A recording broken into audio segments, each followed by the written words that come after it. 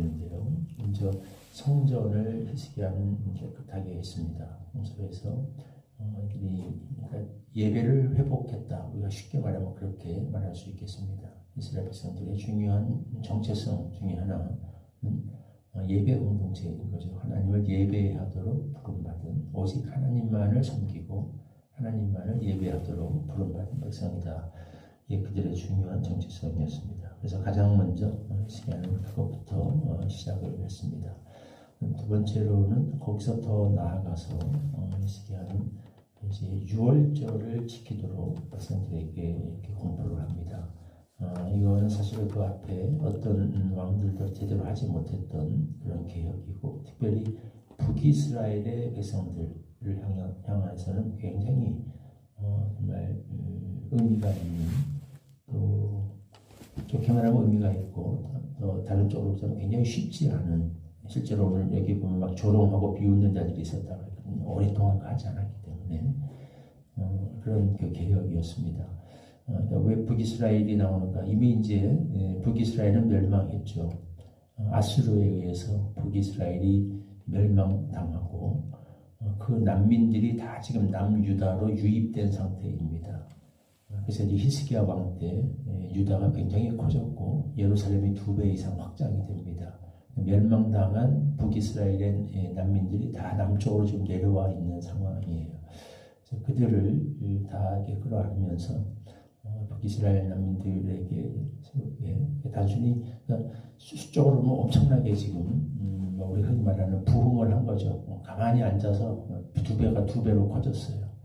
히스기야 왕 때 한 건데, 근데 히스기야는 그게 그냥 수가 늘어난 것이 중요한 것이 아니죠. 북이스라엘에서 내려온 난민들, 이 사람들의 삶 속에 신앙이 회복되는 것이 정말 중요하다는 사실을 히스기야는 잊지 않고 있었습니다. 왜냐하면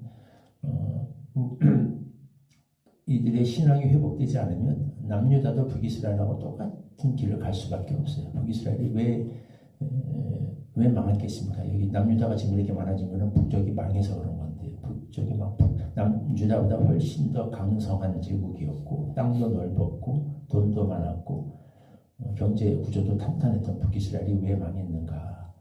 하나님을 떠나서 하나님이 기뻐하지 않는 길을 갔기 때문에 변질된, 스스로는 하나님을 섬긴다라고 말을 했지만 끊임없이 여로보암의 뒤를 따라서 혼합주의, 변질된, 겉은 여호와 신앙인데 속은 사실 완전히 이방인과 다를 것이 하나도 없는 그런 길을 간 것이 그들이 망하게 된 원인이었죠. 그래서 그들이 안으로 남유다로 들어왔을 적에 그 신앙의 회복과 변화가 일어나지 않으면 남유다도 사실은 이게 똑같은 길을 갈 수밖에 없습니다. 어떻게 보면 더 위기죠. 그들 그런 신앙에 오랫동안 타성에 젖어 있던 그 백성들이 다 지금 남쪽으로 내려왔거든요. 그들이 더 훨씬 세력이 커질 수 있었고, 그들의 영향力, 그 종교가 그대로 남쪽에 유입이 되면 지금 덩치가 2배로 커진 걸 기뻐할 때가 아니라 남유다도 사실은 똑같은 길을 갈 수 있어요. 그래서 히스기야는 더욱 긴장감을 가지고 이제 이렇게 들어오는, 북에서부터 계속 내려오는 이 난민들, 북이스라엘 난민들이 이스라엘에 와서 이제 남유다에 와서 어떻게 신앙을 회복할 것인가에 대해서 굉장히 힘써서 이렇게 이야기를 합니다. 노력을 합니다. 그래서 6월절 성전 청소에 이어서 6월절을 이제 회복을 합니다.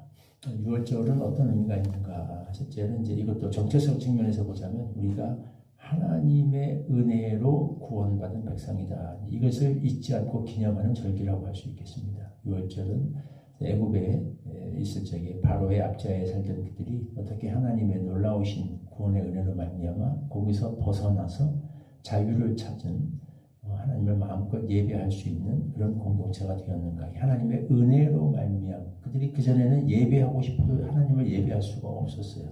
바로의 압제 때문에. 하나님의 놀라우신 은혜로 거기를 벗어나서 하나님을 예배할 수 있는 그런 백성이 된 거죠.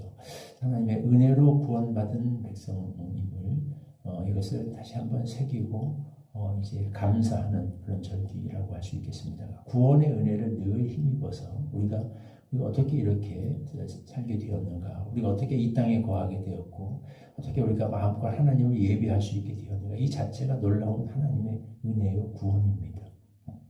그걸 기억하라는 거죠.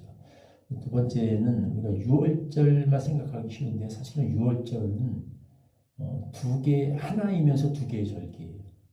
왜냐하면 유월절과 무교절이 같이 묶여 있습니다. 그 둘을 묶어서 우리가 흔히 그냥 유월절이라고 얘기를 하기도 하는데 엄밀하게 말하면 두 개가 그 안에 같이 붙어 있는 거예요. 왜냐하면 첫째 날만 유월절입니다. 하루가 유월절이고 그 뒤부터 바로 다음 날부터 일주일 동안이 뭐냐면 무교절입니다. 그래서 이 그러니까 사실은 비중으로 보자면 무교절이 훨씬 더 길어요. 유월절은 하룻밤인데 무교절은 일주일을 지켜야 됩니다. 그 일주일이 뭐냐? 일주일 동안 누룩이 들어가지 않은 집에서 모든 일체의 누룩을 다 제하고 누룩이 들어가지 않은 무교병을 먹으면서 일주일을 지내야 됩니다. 사실 이거 쉽지 않습니다. 유월절 만찬 먹고 난 뒤에 지금도 이스라엘 백성들이 이걸 지키는데 일주일 동안 일체의 누룩이 들어간 음식을 안 먹어요. 슈퍼마켓 상점에 가도 지금 빵이라든지 과자라든지 이런 맛있는 맛나는 코너들 물건을 다 팔지 않도록 위에 포장을 덮어놨습니다. 비닐로 덮어놨어요. 팔지 않도록. 이 기간 동안은 무교병, 딱딱한 맛없는 무교병만 먹어야 엄격하게 말하면 그래야 된다는 거죠. 뭐 현대니까 상징적으로 이제 그렇게 하고 다른 것을 이렇게 뭐 먹기도 하고 이렇게 하는데 어쨌든 의미는 그렇다는 겁니다. 이거 뭘 상징하는가?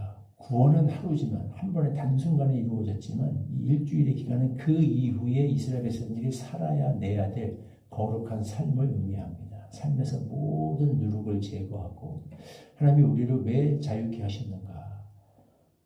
마음껏 자유롭게 죄 지으라고 한 게 아니거든요. 우리를 구원하신 이유는 이 죄에서 분리돼서 거룩한 삶 속에서 모든 누룩을 제거하는 거룩한 삶을 살 수 있도록 하기 위해서 우리를 구원하신 거죠. 출애굽의 목적은 그거죠. 출애굽해서 자유인이 되었으니 마음대로 살라는 게 아니라 자유롭게 하나님을 예배하는 거룩한 백성으로 살아가라. 거기에 포커스가 있는 거죠. 6월절은 있습니다. 단순히 그래서 종교 개혁, 신앙의 개혁이라고 하는 것은 한순간에 우리가 예배, 세레모니 차원에서 이루어지는 것이 아니라 그 예배 중요하죠. 제일 먼저. 그 예배가 됐으면 그게 삶으로 이어져야 되는 거예요. 그것도 예배의 중요한 한 부분이죠. 소위 말하는 삶으로 드리는 예배입니다. 예배 공동체가 된다는 얘기는 주일날 모여서 한순간에 특정한 시간에 특정한 장소에서 예배 드리는 것 매우 중요하죠. 그뿐 아니라 그것이 우리의 삶 속에 어떻게 실현되는가, 삶 속에서 우리는 은혜로 구원받은 백성으로서 어떻게 우리 삶 속에서 모든 일체의 누룩을 제거하고 거룩한 삶을 살아나가야 되는가, 이게 삶으로 드리는 예배입니다. 매우 중요한 부분이죠. 그래서 이것까지 되어야 신앙의 개혁이 되었다라고 말할 수 있겠습니다. 그래서 근데 이건 의외로 쉽지 않아요. 이스라엘 백성들을 비웃었습니다. 왜냐하면 차라리 뭐 와서 예배 드리는 걸로 익숙할 수 있어요. 왜 북이스라엘에서도 늘 했던 거니까. 황금 송아지 산당이 있어서 세레모니는 그들이 훨씬 더 잘할지 몰라요. 늘 하던 거니까. 근데 그게 아니고 6월절 일주일 동안 무교병을 먹고 이런 거 쉽지 않은 차원이죠. 마음껏 먹고 싶은 거 먹고 입고 싶은 거 입고 이방인들처럼 그렇게 살아왔던 그들에게 있어서 그래서 이게 처음 하려고 할 때 이들이 반발합니다. 다 비웃고 그게 되겠느냐. 우리가 그렇게 하지 않았는데 히스기야는 뚝심 있게 이걸 밀고 나아갑니다. 이 히스기야의 위대성 보여주는 부분 중에 하나인 거죠. 신앙의 개혁은 우리가 특정 시간에 특정한 장소에 모여서 드리는 예배, 여기부터 시작을 당연히 해야 됩니다. 우리 예배 공동체이기 때문에 이게 회복이 돼야 돼요. 단순히 거기서 끝나버리면 안 되고 이것이 우리의 삶 속으로 이어져야 됩니다. 6월절 구원은 하루아침에 이루어졌지만 그 이후에 일주일 동안 무교절 긴 시간을 무교병을 먹으면서 이 구원의 은혜를 받았다는 게 도대체 우리에게 어떤 의미가 있는가를 묵상하게 하신 그 하나님의 의도를 생각하면서 그것이 우리의 삶 속에 실현되어서 우리 삶 속에서 죄의 누룩이 다 제하여지고 거룩한 백성으로서 하나님을 섬기는 백성으로서 우리가 살아내야 될 그 이건 여기에서 우리가 성공을 해야 진정한 우리가 신앙인으로서의 승리라고 말할 수 있겠습니다. 이게 그런 은혜를 주시기를 기도합니다. 7절과 8절 말씀 같이 한 목소리로 읽겠습니다. 시작. 너희 조상들과 너희 형제같이 하지 말라. 그들은 그의 조상들의 하나님 여호와께 범죄하였으므로 여호와께서 멸망하도록 버려두신 것을 너희가 똑똑히 보는 바니라. 그런즉 너희 조상들같이 목을 굽게 하지 말고 여호와께 돌아와 영원히 거룩하게 하신 전에 들어가서 너희 하나님 여호와를 섬겨 그의 진노가 너희에게서 떠나게 하라. 하나님, 우리는 예배 공동체입니다. 뿐만 아니라 더 거룩한 공동체로 부름받은 자들입니다.